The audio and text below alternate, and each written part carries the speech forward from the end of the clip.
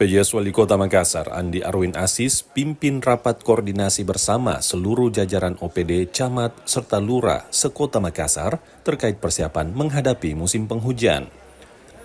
Andi Arwin Asis menyampaikan, dengan digelarnya rakor hari ini mampu menjadi solusi dan antisipasi menghadapi segala kondisi yang mungkin terjadi saat musim hujan nantinya. Arwin juga mengungkapkan curah hujan diperkirakan akan tinggi di Desember dan Januari, namun antisipasi harus dilakukan mulai saat ini. Kehadiran seluruh camat dan lurah diharapkan mampu memberikan potret kondisi real di lapangan sehingga melalui rakor ini akan dihasilkan rekomendasi konkret terkait penanganan genangan air.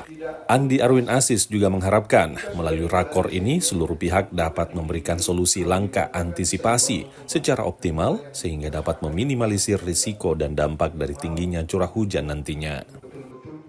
Dan perangkat daerah terkait dengan harapan bahwa saat ini kita sedang mulai memasuki musim hujan, di mana musim hujan itu sebenarnya sudah diprediksi oleh BMKG itu masuk sejak bulan September, tapi intensitasnya masih kecil. Ini sudah masuk ke November. Sebenarnya puncaknya di Januari.